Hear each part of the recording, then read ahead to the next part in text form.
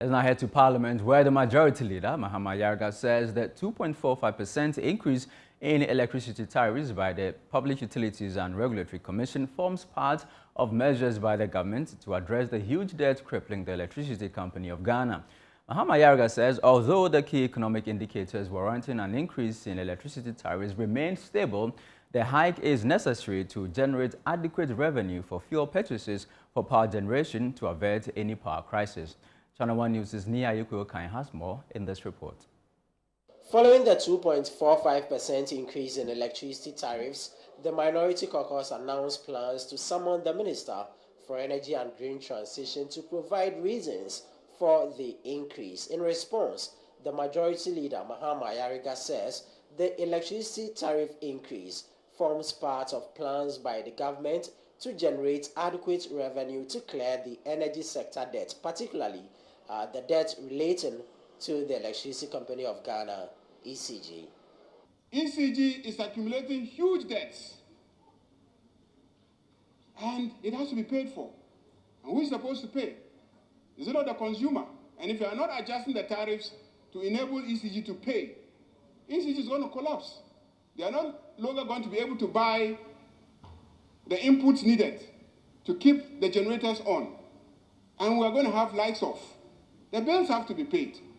So if PRC is doing its work, I don't think that there's a basis for saying that because we have improved the economy, exchange rate is stable, dollar rate is stable, inflation is relatively stable. If all these indicators are stable, it doesn't mean that the debt that has been accrued at ECG will just be wished away.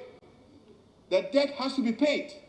Mahama Ayariga also provided clarity on reports that some 100 staff of the Bank of Ghana have had their appointments terminated. He clarified that they were on 6 months probation and they have had their appointments extended by additional 6 months by the governor of the central bank.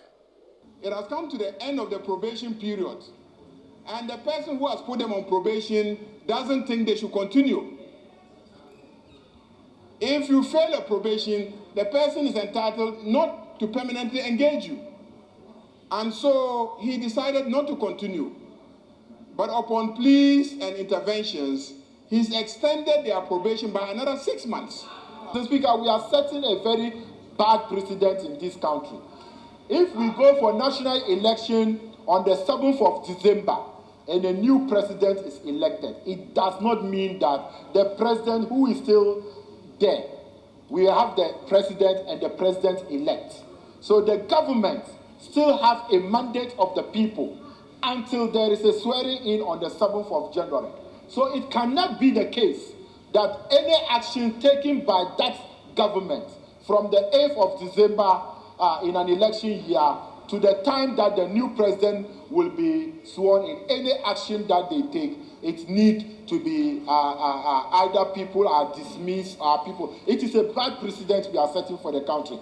While reacting to the presentation of the business statement to the House by the Majority Leader, the Member of Parliament for Tolon and First Deputy Minority Whip Habib Idrisu questioned the government on when exactly the bill on proper human sexual rights and family values would be reintroduced to the House. Speaker, you could see from our colleagues, when I raised issue about LBGT, now they are going to sleep. Are you in support of LBGT? Is it the case that the government now is supporting LBGT? Or is it the case that you are now supporting it? Because I am raising a serious matter that 3 days ago, 2 men were kissing at the Independence Square. There are videos and pictures to that effect. And you are pretending as if you haven't seen it.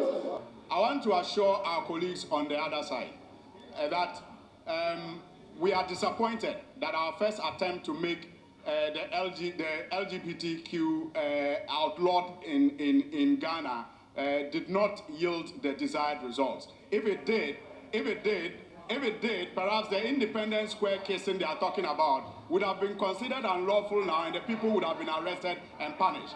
But that notwithstanding, we are ready to consider the bill however and whenever it is introduced into this House.